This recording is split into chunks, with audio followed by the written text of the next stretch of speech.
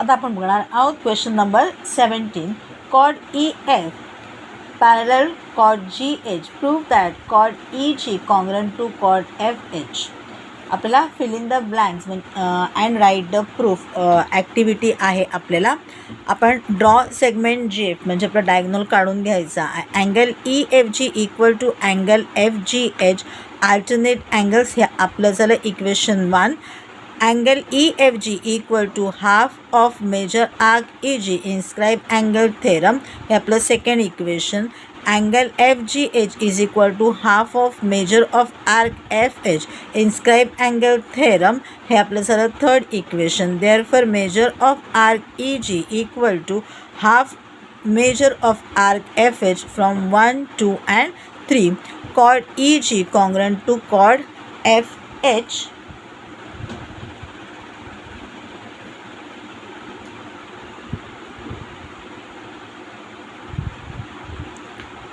Reason लिहिलं आपण.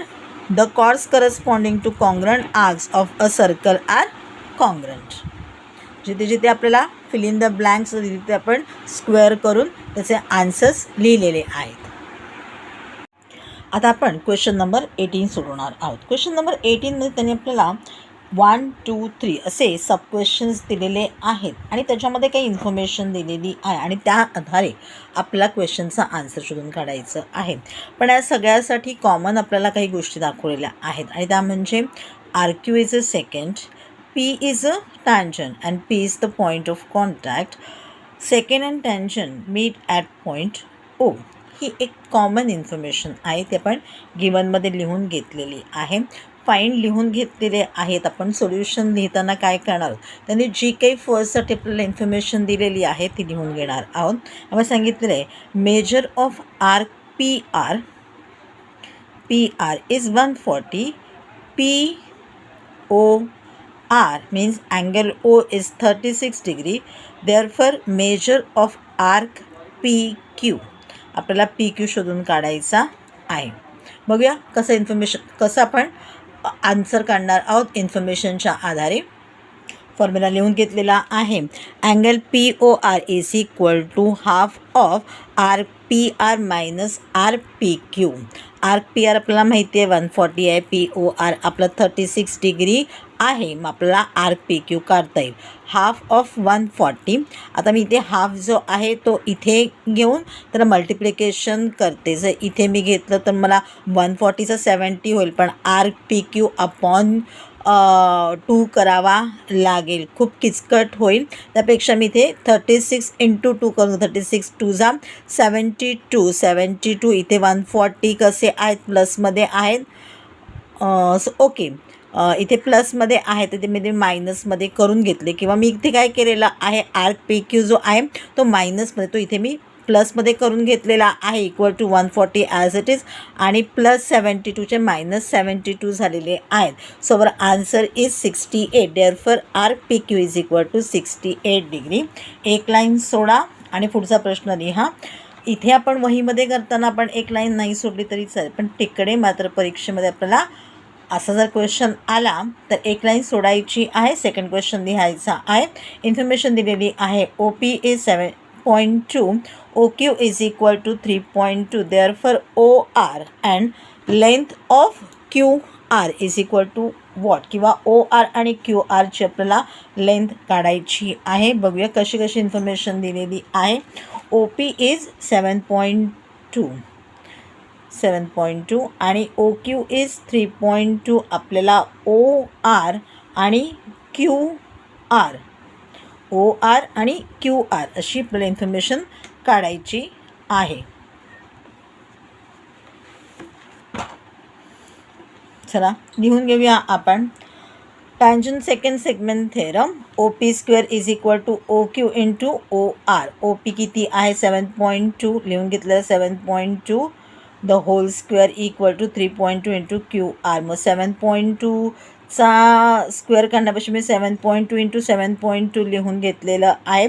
मग त्याला डिवाईड झालं 3.2 32 आणि 72 म्हणजे 2ने आपण डिवाईड करू शकतो. सुरुवात करूया आपण डिवाईड करायला. आन्सर जे येणार आहे ते काहीतरी अशा प्रकारे येईल 3.2, 1.6, 7.2 आहे, म्हणजे येईल 3.6.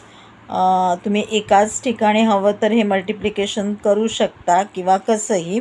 आता इथे 1.6 झालेलं आहे, 1.6चा मी केला 0.8 आणि या 3.6चा मी केला 1.8. इथे काय राहिलेलं आहे 7.2 आहे आणि इथे 8 आहे. 8 9 72 म्हणजे 0.8. आता इथे 7.2 आपण बघूया. 7.2 आपण लिहून घेतलं 72/10 इंटू 0.8 आहे. 0.8 म्हणजे 8/10 झालेला आहे. डिवाईडचं मल्टिप्लिकेशन झालं तर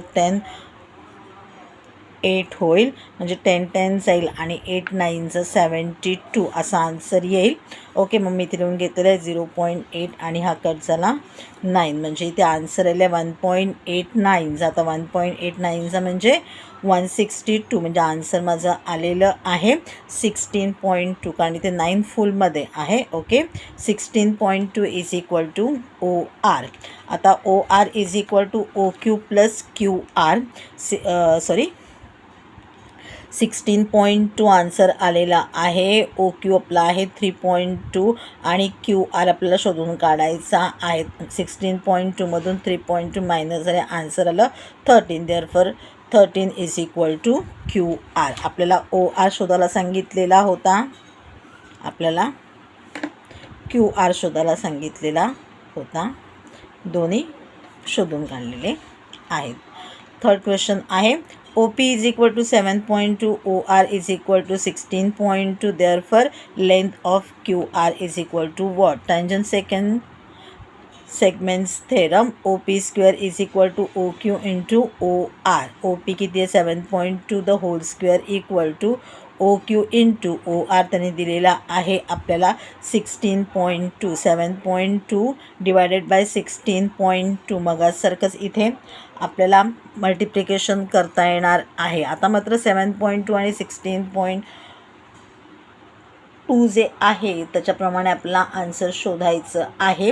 ओके, डिवाईड करून घेतलेलं आहे, तर आपल्याला आन्सर आलं आहे 4 इंटू 0.2, म्हणजे आपला आन्सर आलेला आहे 8 4 32. 3.2 is equal to OQ.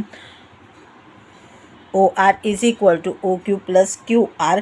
16.2 3.2 plus QR. 16.2 minus 3.2 is equal to 13 equal to QR. आपल्याला शोधून काढायचं होतं QR. आता बघा, जिथे आपल्याला 2 क्वेश्चन सांगितलेले आहेत शोधायला, तिकडे आपल्याला 2 मार्क मिळणार आहेत. बाकीच्या ठिकाणी आपल्याला एकच गोष्ट शोधायला सांगितलेली आहे, पण इथे सुद्धा आपल्याला 2 मार्क मिळणार, कारण पहिला आपल्याला OQ काढायला लागणार आणि मग त्याच्यामध्ये आपल्याला QR काढावं लागणार आहे. याच्यामध्ये आपल्याला फर्स्ट क्वेश्चनमध्ये आपल्याला एकच क्वेश्चन होता, त्यामुळे 1 मार्क. असे एकत्र येणार नाहीत क्वेश्चन्स, आपल्याला 1 किंवा 2च काढायला येतील. तर त्याप्रमाणे आपल्याला आन्सर्स प्रमाणे आपल्याला तिकडे आपल्याला मार्क जे आहेत आपले इव्हॅल्युएट केले जातील.